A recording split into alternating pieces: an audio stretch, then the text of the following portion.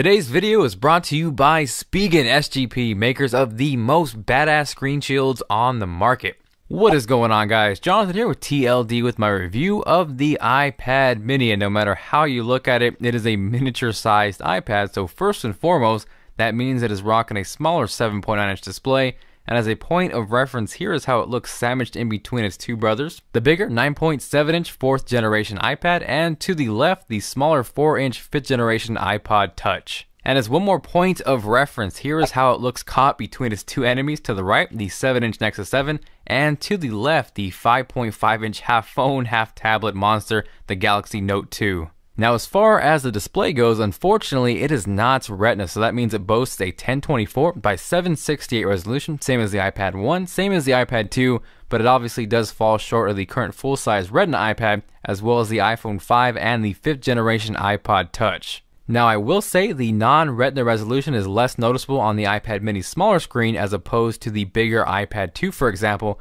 But if you have been exposed to or really accustomed to Retina displays or just high resolution screens in general, then it definitely is noticeable and might be a drawback for those people. Now, as far as design goes, the iPad mini comes in two colors. The first of them being black and slate, which kind of has more of a brushed anodized aluminum look, real deep black matte with almost a hint of blue if you hold it up to the light. And you got black hardware, black buttons, and overall it just looks badass. Now, as far as the white and silver goes, it's definitely more classy and clean, and unlike the full-size iPad where we see a black Apple logo and black buttons, we see all silver hardware on this one. Beyond that, we do have the Lightning port, which isn't going to give you any added functionality, but it is smaller, has a cooler name, and allows you to plug in the cable any way you want. To the left and the right of that awesome little port, we have stereo speakers, and one complaint I did have is I wish they would have had the headphone jack on the bottom like we saw on the iPhone 5 and the iPod Touch instead of on the top like they currently do on the iPad mini. Now, as far as cameras go, on the front we have a 720p FaceTime HD camera, and on the back we have a 5-megapixel shooter that shoots at 1080p, and it actually shoots at much better quality than I thought it would. This was shot off the iPad mini, and if you are watching in HD, I'm sure you can agree it does look damn good. And if you listen closely, I think Melody is asking for a thumbs up.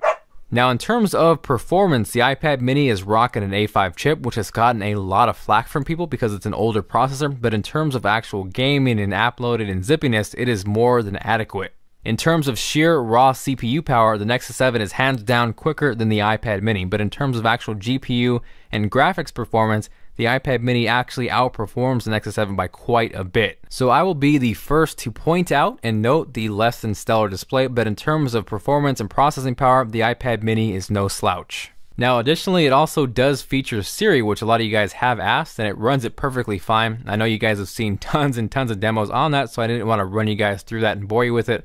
But if you really do want a Siri demo, let me know with a comment and I will make that happen. Other than that, in terms of battery life, which is also important, Apple claims to get around 10 hours of web surfing. From extensive testing and a lot of use, I got around 8 to 9, which is definitely not bad at all. And that is partly due to the bigger battery that we see on the iPad mini, and probably because the A5 processor isn't as power hungry.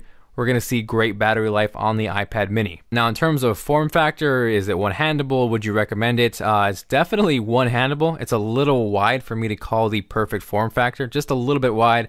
I definitely do prefer the Nexus 7 in one hand. And as far as typing, I actually really enjoyed portrait mode on the iPad mini. For some reason, the form factor was a huge plus in that regards, and it just seemed to fit perfectly as far as typing on the iPad mini. Now, to sum everything up in terms of pros and cons, starting out with the pros, the build quality is fantastic. The app selection is second to none, and due to the fact that it is the same resolution as the iPad 2, all of those apps that were optimized for that work flawlessly on the iPad mini. Additionally, you have a great camera that shoots awesome video, and it's a little bit mixed for me because I normally think you look a little weird shooting video on a tablet, but I guess this is the iPad mini, so you will only look like half a jackass shooting video on this one.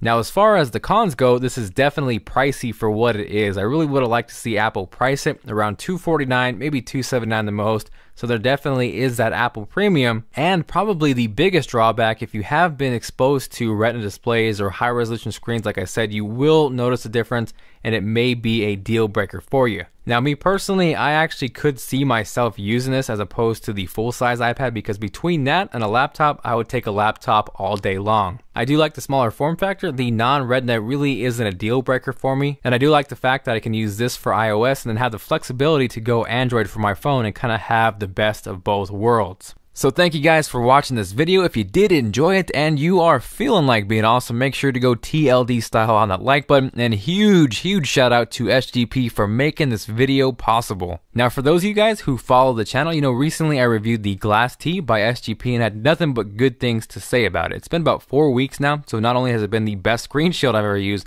but it has now also withstood the test of time. It is a full-fledged piece of glass, and by instinct you would think that it would add bulk, but it's the complete opposite. I kid you not, you cannot even tell that it's there. There's no degradation as far as swiping or touch performance, and probably one of my favorite things is that it almost completely repels fingerprints. Now, in addition to that, probably the most important thing is you have the best possible screen protection on your shiny new toy. Now, as I wait for the Glass T, I am currently rocking the Ultra Crystal on my iPad mini, which isn't glass, so it's going to be cheaper and a more affordable option. It's not going to give you the glass protection of the Glass T, but it does retain the SGP quality. Most importantly, it's going to go on clear. You cannot tell it's there, and it's going to resist fingerprints and scratches. So I will have links to where you guys can pick these up and check out pricing down below. And if you happen not to be an Apple fan, they have pretty much every major Android device covered as well. If you guys also want to check out their full range of products and stay updated for upcoming ones like the Glass TR for the iPad mini, make sure to check out Spigen.com.